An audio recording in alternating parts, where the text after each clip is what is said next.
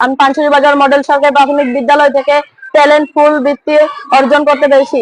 আমাদের শিক্ষকরা খুব আন্তরিকতা সহকারে আমাদেরকে পড়িয়েছেন। আমি ভবিষ্যতে বিসিএস ক্যাডার হতে চাই। পানছড়ি বাজার মডেল সরকারি প্রাথমিক বিদ্যালয়ের পঞ্চম শ্রেণী বৃত্তি পরীক্ষায় ট্যালেন্টফুল অর্জন করেছি।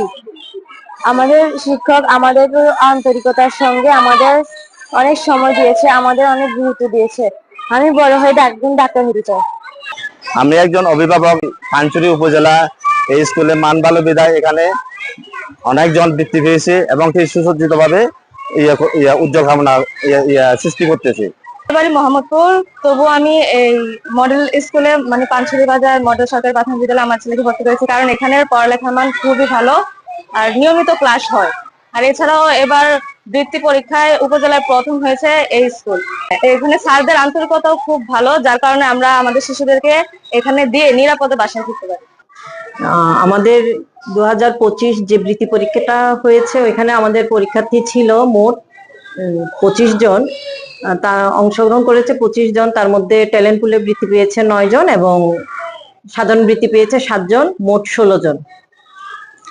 আসলে এই সাফল্যের পিছনে রয়েছে, প্রথমে আমি কৃতজ্ঞতা প্রকাশ করব আমার সম্মানিত অভিভাবক যারা আছেন তাদের প্রতি এবং আমার সহকর্মী বৃন্দ এবং সবশেষে রয়েছে আমার শিক্ষার্থী বৃন্দ, আসলে যাদেরকে ছাড়া এই সাফল্য আমরা পেতাম না। আমরা আরো চেষ্টা করছি সামনে যাতে আমাদের যে 2026 বৃত্তি পরীক্ষা যেটা আসছে সামনে, ওখানে আমাদের টার্গেট আছে মোট 20 হতে 25টি নেওয়ার। তার জন্য আমরা আমাদের শিক্ষকরা সার্বিকভাবে খুব পরিশ্রম করছেন। 2025 সালের প্রাথমিক বৃত্তি পরীক্ষা 2026 সালে অনুষ্ঠিত হয়েছে। এই পরীক্ষা গত কয়েকদিন আগে ফলাফল বের হয়েছে।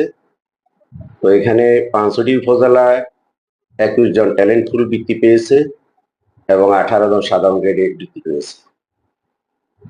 এই উপজেলার পানছড়ি বাজার সরকারি মডেল সরকারি প্রাথমিক বিদ্যালয় 9 জন ট্যালেন্টফুল এবং 7 জন সাধারণ গ্রেডের বৃত্তি পেয়েছে, আর অন্যান্য বিদ্যালয়ে 1 জন 2 জন এভাবে পেয়েছে।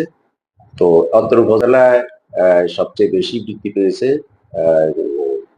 পানছড়ি বাজার মডেল সরকারি প্রাথমিক বিদ্যালয়।